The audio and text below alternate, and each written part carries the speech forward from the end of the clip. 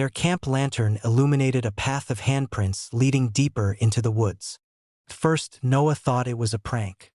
The three of them, Noah, his younger sister Mira, and their friend Cal, had just come back from the campground bathroom loop with dripping hair and damp flip-flops. Their site, number 27, sat near the edge of the public campground, close enough to hear the faint murmur of other families settling into tents, the metallic clink of a cooler lid, a baby crying 2 rows over. Normal sounds, safe sounds. The lantern hung from a low branch over their picnic table, casting a steady yellow glow over the trampled dirt and pine needles. And in that glow, stretching from the edge of their fire ring into the tree line, was a trail of handprints, pressed into the damp earth. Fresh. They weren't here before, Mira said quietly. Cal stepped closer. The soil still glistened where the impressions had disturbed it. You could see the darker wetness beneath the crust of dust, like the ground had been opened. The prints overlapped in places, some smeared slightly, as if whoever made them had crawled forward on their palms. Noah crouched. They were handprints, yes, but not uniform. Some were clearly human. 5 fingers, palm pad, knuckle lines. Others were longer, with too many joints. One had a thumb that bent the wrong way. Another seemed to have 6 fingers, thin and tapering, pressed deep enough that the soil bulged at the edges. They look layered, Kel murmured. He was right. Smaller prints appeared inside larger ones, as if something small had crawled inside the path of something bigger. A child's handprint sat half-formed within the span of an adult's. And then something even smaller, narrow, clawed, traced along the heel of that. The lantern flickered, just once.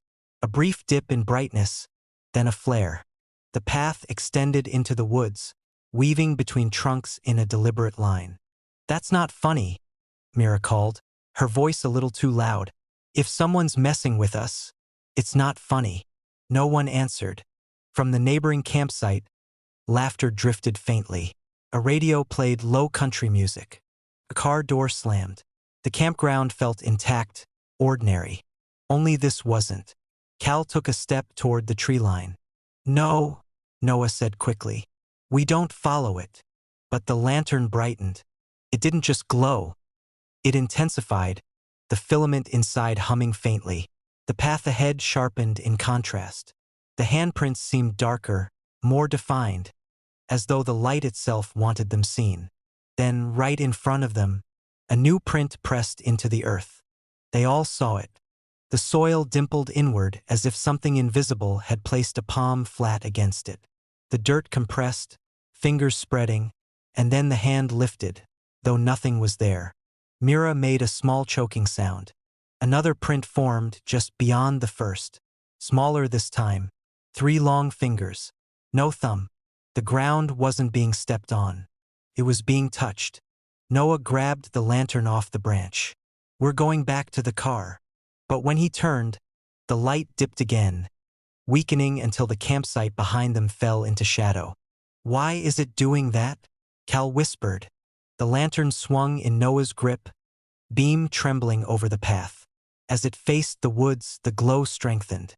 When he angled it toward the campground road, it dulled, as if resisting. "That's," Mira swallowed, "that's not a battery thing." Another print appeared. Then 2. Cluster. They were coming faster now, forming a clear trail deeper between the trees. The air felt colder there. The warmth of the fire pit no longer reached them. A damp smell crept in, earth, moss, something stagnant. "We shouldn't split up," Cal said. "I'm not splitting up," Noah snapped. "We're leaving." He took a step backward. His heel sank into something soft. Noah froze. Slowly, he lowered the lantern. Behind them, between their tent and the picnic table, was another trail. Handprints. These were smaller, tighter together, as if something had circled while they were looking the other way. Myra's breath fogged in the sudden chill. "They weren't there," she whispered. "I swear they weren't." The lantern flared bright, illuminating both paths at once, the one leading forward and the one curling behind. And then a third print pressed itself into existence at their feet. This one was enormous. The fingers stretched longer than Noah's entire hand, the tips narrowing into points that sank deeper than the rest. The palm was wide and flat, but the imprint suggested joints where there shouldn't be any, like overlapping knuckles layered beneath the skin. The earth made a soft, wet sound as it accepted the weight. Noah's chest tightened. "We need help." He looked toward the campground road. Through the trees, he could see a faint street lamp, the reflective number sign for Site 26. So close. "Run," Mira breathed. They ran. The lantern swung wildly in Noah's grip, the beam jerking over tree trunks and low branches. As they moved toward the road, the light flickered violently, bright, dim, bright again. The ground ahead began to distort. Handprints burst into being in front of their feet, one after another, pressing down into the soil with frantic speed. Large, small, human, not human. They overlapped and tangled, creating a writhing mosaic of impressions that blocked their path. Cal stumbled, skidding on loose dirt. "It's hurting us," he gasped. The lantern flared to blinding intensity.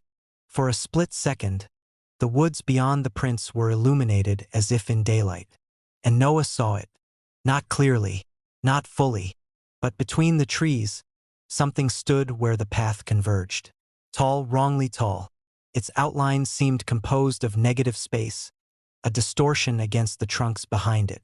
Its arms hung too long, brushing the ground. And where its hands should have been, there were many, layered over each other, folding and unfolding like the legs of a spider. The light dimmed instantly. Darkness rushed back in. Mira screamed. Something cold wrapped around Noah's ankle. He dropped the lantern. It hit the ground but didn't shatter. Instead, it rolled, beam spinning wildly. In its frantic arc, they saw handprints forming all around them, slapping into the earth, onto the tree bark, even onto the fabric of their tent.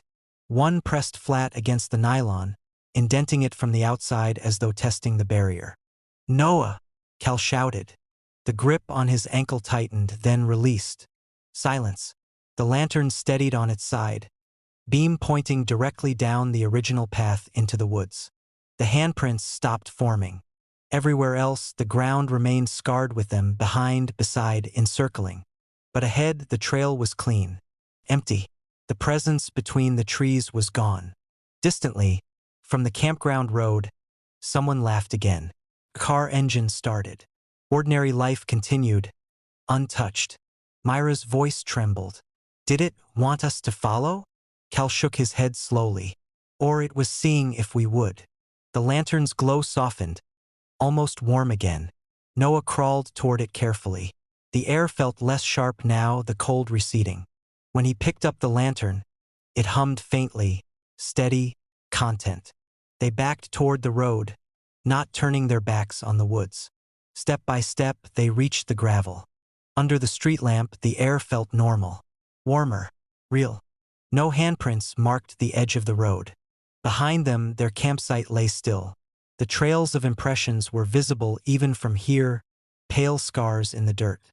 "We're packing up," Noah said. "Now." They didn't sleep. They shoved gear into the trunk with shaking hands. No one from the other sites seemed to notice their panic. A couple from Site 29 glanced over once, then returned to roasting marshmallows.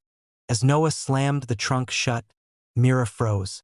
"Don't," she said softly. He followed her gaze. On the driver's side door, on the thin layer of dust coating the dark paint, was a single handprint. Small, child-sized, 5 fingers, perfectly human. It hadn't been there when they arrived. Noah swallowed and wiped it away with his sleeve. The smear remained faintly visible. They got into the car. The doors locked with a mechanical click that sounded impossibly loud. As Noah turned the key, the headlights flared on, washing over the trees, the numbered signs, the quiet campground road. For a heartbeat, the woods looked empty. Then, in the beam's reach, dozens of handprints appeared on the trunks facing them, high, low, layered, stretching upward beyond the light's limit. They vanished when he blinked. The engine idled. Inside the car, on the dashboard between them, the lantern began to glow. No one had turned it on. The night sky above the campsite flickered like a dying screen. It happened so quickly that, for a second, Daniel thought he'd blinked at the wrong time. They were lying on their backs on the picnic table at Site 42. Daniel, his sister Hannah, and her friend Marcus, watching the stars in the kind of casual, idle way people do when there's nothing else to do but let the fire burn down. Around them, the public campground hummed with familiar life. A zipper rasped shut 2 sites over. Someone laughed near the bathroom building. The glow of a vending machine flickered faintly through the trees. Normal. Safe. Then the sky blinked. Not a cloud passing. Not headlights sweeping across it. The stars went dark for half a second, every single one, before snapping back into place. Marcus sat up first. Did you see that? Daniel propped himself on his elbows. See what? The sky, Hannah said quietly. It glitched. Daniel almost laughed. But then it happened again. A horizontal band of darkness tore across the stars, like a strip of dead pixels dragging from one horizon to the other. The constellations fragmented inside it. Orion's belt misaligned, the Big Dipper bending out of shape, before the strip vanished and the stars returned, crisp and cold. The air felt different afterward, sharper. The campfire popped loudly behind them, and all 3 flinched. That's just high-altitude clouds, Daniel said, though his voice lacked conviction. Or satellites. There are thousands of them now. Satellites don't turn everything off at once, Marcus muttered. The moon hung low over the tree line, almost full. Its light washed the campground in silver. Rows of numbered posts, gravel roads, the wooden sign pointing toward the lake trail. Pulsed, subtly at first. A faint dimming, then a swell, like something breathing behind a thin veil. Hannah's fingers tightened around the edge of the table.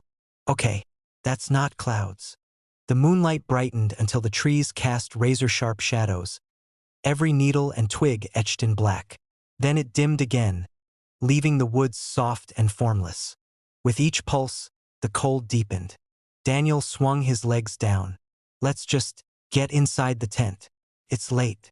You don't actually think that's normal, Hannah said. He hesitated. Another flicker rippled overhead, this time vertical. The stars along the left side of the sky blinked out, one column at a time, like someone powering down sections of a massive display. The darkness behind them wasn't empty. It had texture. Marcus sucked in a breath. It's not black, he whispered. It's moving. Daniel forced himself to look directly up. For a moment, the sky seemed stable, a familiar scatter of stars, the faint smear of the Milky Way. Then one star blinked out and didn't come back. Another followed. They weren't fading. They were being erased. One by one, tiny points of light winked off, leaving small, precise gaps. The pattern felt deliberate, geometric. That's impossible, Daniel said, too quickly. From Site 41, a couple's conversation drifted toward them, mundane, laughing. No one else seemed to notice. Maybe it's just us, Hannah murmured. As if in answer, the sky flickered harder. This time, the blackout lasted long enough that the campground plunged into near-total darkness. The fire's glow dimmed to embers. The vending machine light disappeared. Even the distant bathroom lamps vanished. In the sudden black, the forest sounds cut off mid-chorus. No crickets, no rustle of leaves, no wind. Silence pressed in, heavy and absolute. Daniel's pulse roared in his ears. Then everything snapped back. Firelight, insects, distant voices. The couple at Site 41 was still talking mid-sentence, as if no interruption had occurred. Told you we should have brought the bigger cooler, the man finished, laughing. Marcus stood slowly. They didn't stop. Hannah shook her head. They didn't even pause. Daniel checked his watch. The digital display read 11:17 p.m. It had read that before the blackout. He stared at it. The seconds weren't moving. Guys, he said quietly. The watch ticked to 11:18 in a sudden jump, skipping entirely from 17:03 to 18:00. Marcus stepped backward, eyes still on the sky. Time doesn't just skip. Above them, the remaining stars began to rearrange. It was subtle at first, a slight drift, constellations bending out of their ancient shapes, lines between them twisting. Orion folded inward, its outline collapsing into a vertical line. The Big Dipper elongated, stretching until its handle pierced through a cluster of other stars. "They're forming something," Hannah whispered.